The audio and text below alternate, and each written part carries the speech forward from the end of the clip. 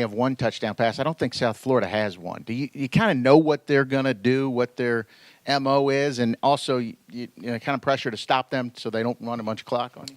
Yeah, they run the football. They have a really good running game. I think they do a great job. They're probably one of the best offensive line we've faced, all season. Guys are big up front, very athletic, have really good running backs.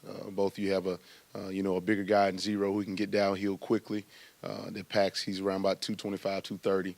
Then they have number 21, scat back type guy that once he hits a hole, he can get it. And quarterback, we got another running quarterback again this week. So they do a great job with schematics, with running some quarterback run game, as well as just normal tendencies of your true zone read and things of that nature, with the backs breaking some tackles.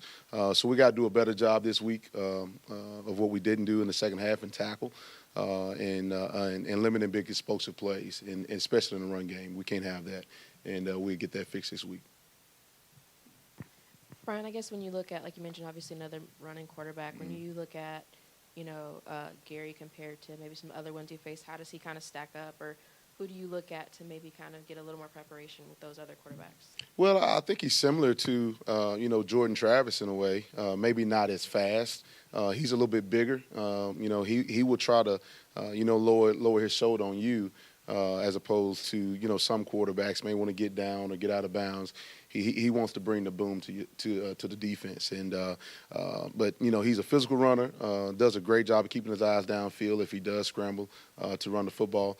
But I think the coordinator Travis has done a really good job of getting him involved in the run game, especially these last couple of games. So we got to do a great job of gang tackling him and doing a great job of defending the run. Brian, Scott talked about their offensive line being maybe the best that you guys have seen this year. How good are they up front, and what kind of challenge, when they try to possess the ball with a good offensive line that does create challenges? They are. They're very athletic. That's one thing I see. They move really well, not only in the run game but in the passing game as well. They don't give up a whole lot of sacks. And you kind of attribute that a little bit to they're getting the ball out really, really quickly in the passing game. And so sometimes the D-line, they're not able to get there. But it does create a challenge for us up front to just make sure we're where we need to be, and playing a little bit more physical game, this coming up week with those guys running the football as well as they do. So hopefully we'll be able to we'll meet the challenge, and I think we will. Well, I know we will. And so we'll be ready come on Saturday.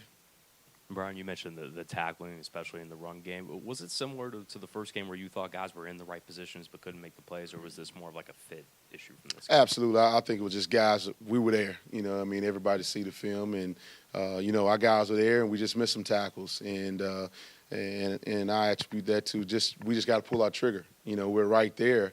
Just go ahead and pull your trigger. And that's what we emphasize on Sunday again. Just say, hey, these are the same calls and the same fits that you had in the first half or even early in the third quarter. Let's just go ahead and pull your trigger and fit. And the guys, they saw it on film, and they were excited that it wasn't as bad as we thought it would be schematically or whatnot. It was just guys that were there, and we just didn't fit and make the tackle. So we had a really good practice on Sunday, and we'll be ready to roll this week. Kind of sticking on that theme, obviously that was a problem in Game 1. How do you explain it kind of raising its head again in Game 3 when they already went through this humbling experience? Yeah, you really don't know. I don't know if it's a little bit because the game got a little tight, in the fourth quarter, to where we were not going in there to make the play, but not going in there not to give up a big play, in the run game. And I think that may have been a little part of it too. Game got a little tight, and so that's why I told the guys, man, you guys just got to cut loose and play. Don't worry about mistakes. Just play fast, and when you play fast, you kind of clean up some of the mistakes when you're playing fast and you pulling your trigger. And I think that had a little bit to do with it. Coach has mentioned a couple of times the big play, that 2nd and 14 when they get the long pass. How many players kind of messed up on that play? Is it one or two guys? Is it a bunch of guys? Or? Well, it really was just, when you look at it, we just got to, continue to practice those situations when it's, kind of a one-man route, kind of two-man route type deals when you're playing a cover 2 concept. And just making sure that our depth is correct at the safety position. as well as, we just got to do a better job when we see pass in a clouded concept that, we will get hands on that receiver and help that safety out from a corner standpoint as well. But you kind of want to be in that coverage for that route. But we just didn't execute, and we'll put those guys in more situations like that so they can execute on game day.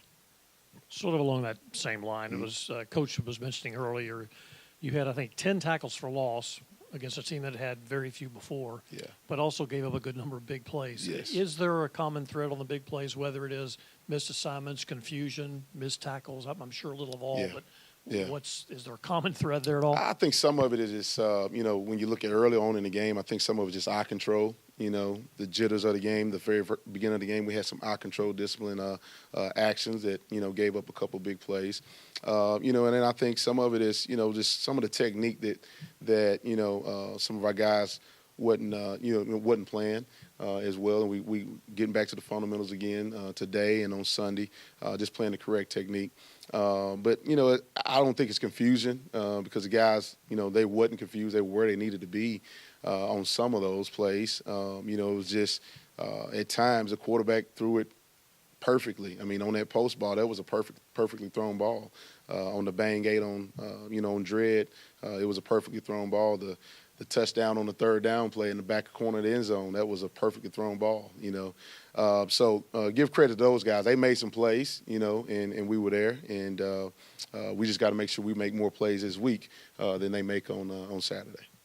Brian, when going back and looking at the film from Friday, why do you think it was that in that first quarter the secondary seemed to struggle a little bit through the air against Travis and then late in that fourth quarter against Rodemaker?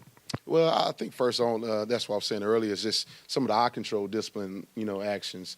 If I have a tight end, I have the tight end, and I think later on in the game, I think he made the backup quarterback came in and completed 6 balls, which was, the deep post ball, the little slant, the bang 8 twice, and then the fade ball.